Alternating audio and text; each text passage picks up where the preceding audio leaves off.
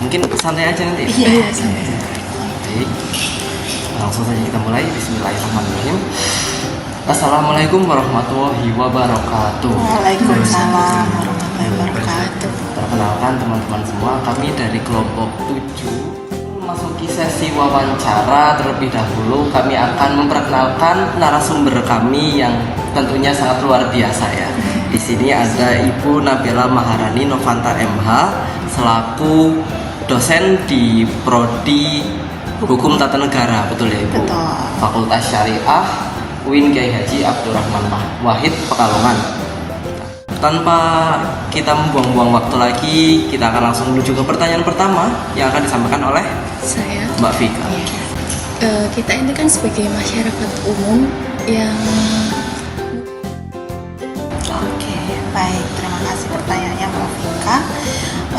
Sebenarnya untuk bahasa peraturan perundang-undangan itu pada dasarnya hampir sama dengan bahasa Indonesia pada umumnya. Artinya diambil dari KBBI, seperti itu, sama. Hanya saja memang di dalam bahasa peraturan perundang-undangan itu ada beberapa aturan. Misalnya dalam bahasa peraturan perundang-undangan itu harus lugas dan tegas. Di dalam bahasa peraturan perundang-undangan itu juga tidak mengenal adanya makna yang banyak atau makna yang majemuk. Misalnya kalau di bahasa peraturan perundang-undangan itu kita menyebut setiap orang. Setiap orang itu bisa diartikan sudah mengena ke semua orang itu sendiri. Nah, mungkin yang membuat menjadi rumit itu untuk bisa menyusun kata-kata, tapi kata-katanya itu bisa dipahami oleh banyak orang itu. Bagi lembaga yang membentuk bahasa peraturan perundang-undangan, tantangannya itu bagaimana susunan kata di dalam peraturan perundang-undangan itu bisa dimaknai sama oleh pemikiran orang-orang yang pasti pemikiran orang-orang itu berbeda untuk menangkap satu kata itu sendiri sih. terus dalam proses penyusunan undang-undang itu terdapat pedoman atau kaidah kebahasaan. Dalam penyusunan peraturan perundang-undangan itu pedomannya itu ada di Undang-Undang Nomor 12 Tahun 2011 tentang pembentukan peraturan perundang-undangan. Di sana itu dibahas tentang asas-asasnya seperti apa, bagaimana peraturan itu harus memenuhi asas-asas yang dimaksud, termasuk di dalam peraturan tersebut itu juga ada kerangka bagaimana cara menyusun bahasa peraturan perundang-undangan yang benar seperti itu. Jadi ada di undang-undang. Apakah masih tetap seperti dulu atau udah mulai bergeser ke arah yang lebih modern? Saya melihatnya itu pemikiran orang yang semakin kritis.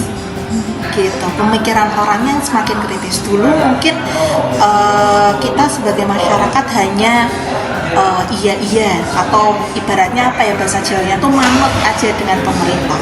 Tapi lambat laun dengan banyaknya perkembangan teknologi, pemikiran kita sebagai masyarakat itu semakin luas dan semakin kritis. Nah, itu yang menyebabkan akhirnya bahasa peraturan perundang-undangan itu terkesan rumit karena kita memaknai satu arti, satu kata itu kita maknanya udah bermacam-macam karena kita yaitu pemikiran kita yang semakin kritis itu. Padahal sebenarnya kalau kalian ya tadi balik lagi ke kita membaca ke ketentuan umumnya itu, sebenarnya kita pikirannya yang simpel aja. Kalau yang diatur di dalam ketentuan umum demikian, berarti kita tinggal mengikuti alurnya yang ada di ketentuan umum. Kita nggak boleh ibaratnya membandingkan undang-undang yang satu dengan undang-undang yang lain, karena undang-undang yang satu dengan undang-undang yang lain pengaturannya itu berbeda. Jadi supaya simpelnya ya kita mengikuti yang ada di ketentuan umum terlebih dahulu. Definisi lingkup definisinya itu sampai sejauh mana yang diatur di dalam undang-undang atau perda tersebut. Jadi saya melihatnya kalau pedomannya tetap, hanya saja memang pemikiran orangnya yang lambat laun itu semakin kritis. Terus sampai sekarang kan sampai sekarang kan kita masih nemuin istilah-istilah asing Iya. dalam dokumen hukum itu. Nah, itu kenapa masih dipertahankan? Dan bagaimana sebetulnya proses penyerapan istilah-istilah tersebut ke bahasa Indonesia supaya menyatu, biar bisa menyatu dengan bahasa yang baik dan selaras ketika dibaca. Oke, baik. Memang di dalam peraturan perundang-undangan itu ada kalanya kita menemukan istilah asing. Itu juga ada alasannya kenapa. Karena bahasa asing itu bisa jadi bahasa yang lebih kena atau lebih bisa dipahami oleh masyarakat. Ada nih salah satu contoh, devisa. Devisa itu kan istilah asing sebenarnya. Tapi masyarakat itu cenderung lebih paham arti kata devisa daripada alat pembayaran luar negeri, ya enggak? Kita kan lebih kenalnya istilah devisa tersebut, nah itu karena bahasa asingnya itu lebih mudah dipahami dan lebih kena ke masyarakatnya. Misal ada kata merger atau daripada penggabungan kan biasanya orang lebih paham dengan kata merger, misal seperti itu. Jadi karena adanya itu tadi bahasa asingnya yang lebih bisa atau dipahami maupun mudah dimengerti oleh masyarakatnya. Selain itu juga undang-undang itu ada kalanya itu ada suatu ratifikasi. Ratifikasi di sini itu maksudnya adalah mungkin saya ambil contoh ya, misal Indonesia melakukan perjanjian internasional dengan Singapura, misal seperti itu. Otomatis perjanjian internasionalnya itu kan bahasa asing, ya kan? Kemudian dari perjanjian internasionalnya itu dijadikan hukum di Indonesia. Nah, itu istilahnya diratifikasi. Otomatis ada kalanya yang digunakan itu adalah bahasa asingnya. Karena takutnya nanti kalau menggunakan bahasa Indonesianya, maknanya nanti bisa berbeda seperti itu. Gitu. Untuk semenjak itu, apa tantangan terbesar dalam mengembangkan bahasa Indonesia yang tetap sesuai dengan kebutuhan dunia hukum itu, tetapi mudah dipahami oleh masyarakat? Tantangannya ya, Iya, tantangan bahasa Indonesianya ya. Sebenarnya tantangan bahasa Indonesianya itu apa ya? Aku jadi agak bingung sendiri nih, bahasa Indonesia.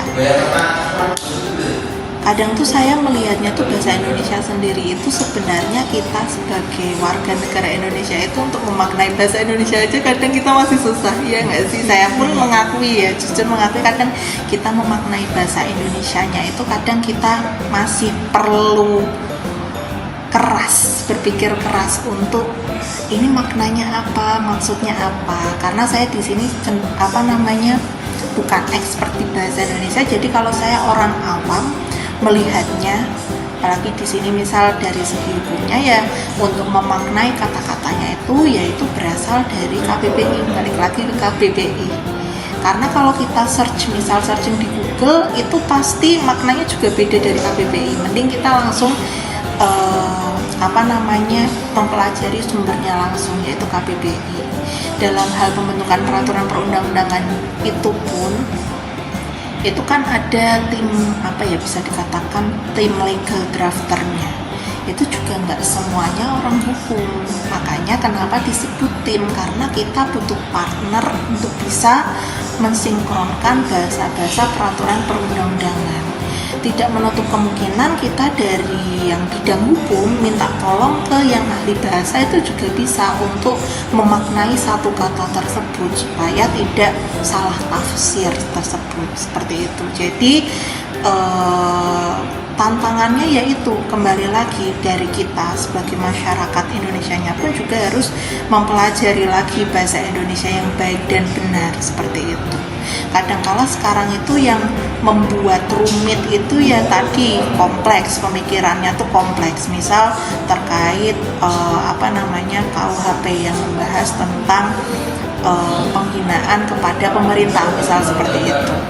Nah, pemikirannya itu kadang tuh dibuat kompleks, padahal penghinaan mungkin di KBBI bahasanya simpel, tapi kadang itu oleh masyarakat itu dibuat rumit sendiri, karena mungkin sekarang saking berkembang zaman itu bentuk-bentuk penghinaan itu memang beraneka ragam itu sendiri, seperti itu. Jadi ya kita sebagai masyarakat Indonesianya memang harus, ya saya pun juga nggak menutup kemungkinan harus belajar lagi bahasa Indonesia untuk nantinya merancang bahasa di dalam bahasa peraturan perundang-undangan tersebut, seperti itu gitu.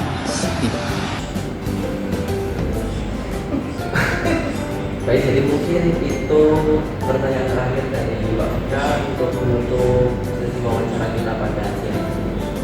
Terima kasih atas waktu, atas wawasan yang telah diberikan kepada kami untuk membantu tugas pengembangan bahasa Indonesia ini. Terima kasih.